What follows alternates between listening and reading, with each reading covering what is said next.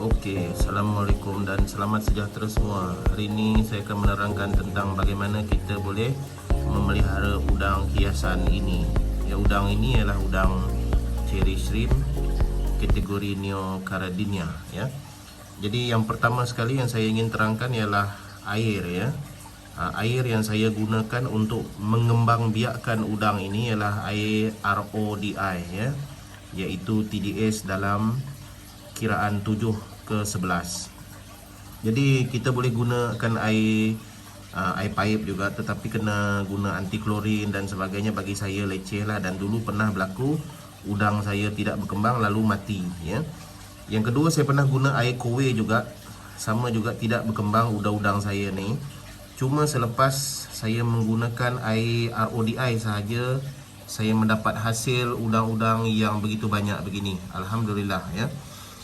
Itu yang pertama sekali, iaitu sumber air ya. Sangat penting bagi saya untuk mengembangbiakkan udang kita. Yang kedua ialah tanah yang saya gunakan ataupun soil ya. Jadi tuan-tuan dan puan-puan boleh lihat di bawah ni, saya menggunakan tanah jenama Fluver Stratum ya. Saya ulang, tanah jenama Fluver Stratum ya.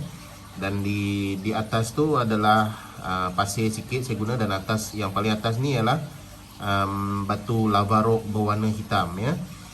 Jadi tuan-tuan dan puan-puan boleh lihat ya, keadaan udang-udang saya ni yang berkembang biak yang banyak.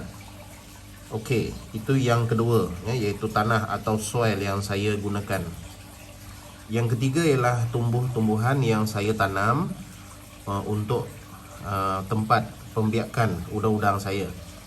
Jadi saya gunakan moss Pelia moss ya.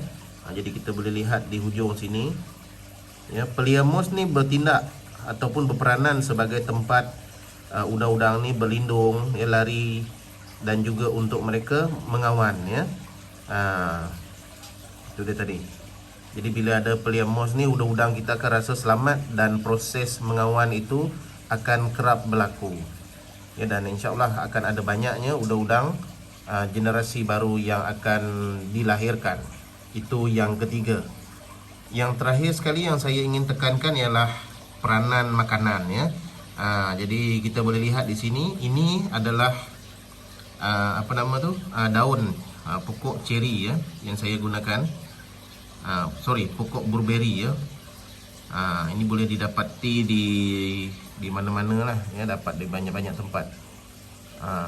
Saya letak air panas, lepas itu dah sejuk baru saya letak dalam ni. Jadi daun ni tenggelam, dan ini adalah makanan kegemaran udang-udang cherry shrimp saya. Jadi kita boleh lihat di sini. Okey, itu yang pertama, makanan semula jadi udang cherry shrimp. Yang kedua ialah makanan seperti pellet dan sebagainya lah, yang biasa sahaja. Jadi ingin saya tekankan di sini sekali lagi, bagaimana kita boleh berjaya untuk menternak ataupun memelihara udang Neocardinia ini ialah, yang pertama sekali bagi saya ialah air ya. Sumber air itu, pastikan air itu tiada klorin, tiada amonia, tiada nitrate, dan TDS saya dalam 300 ke bawah.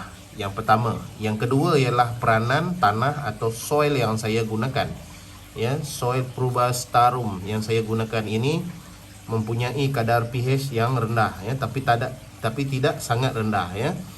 Yang ketiga ialah peranan tumbuh-tumbuhan ya. Basically ataupun secara asasnya, tumbuh-tumbuhan yang saya gunakan ialah moss, iaitu kita boleh lihat di sini, saya ulang balik ialah moss Pelia moss, atau boleh guna Christmas moss dan sebagainya. Cuma Pelia moss ini adalah moss yang sangat tahan bagi saya. Ia tak mudah untuk lebur seperti Christmas moss atau Java moss, dan sangat mudah membiak ya.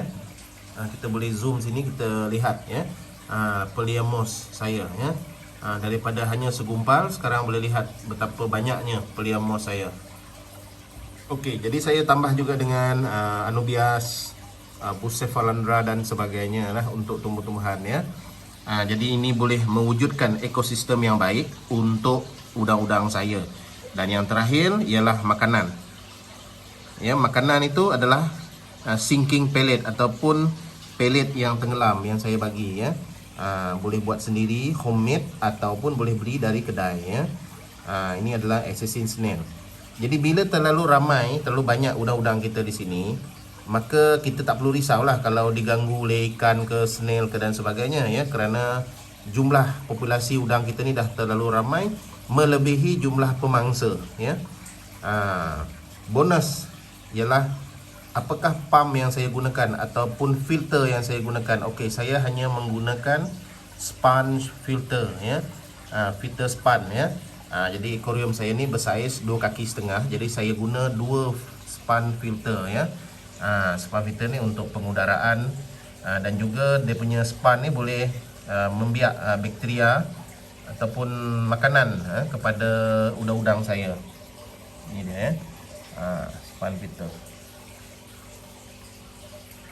Jadi itu saja bagi saya pada kali ini, iaitu bagaimana kita boleh berjaya menternak udang cherry shrimp ya, ataupun red cherry shrimp neocaridina ini ya.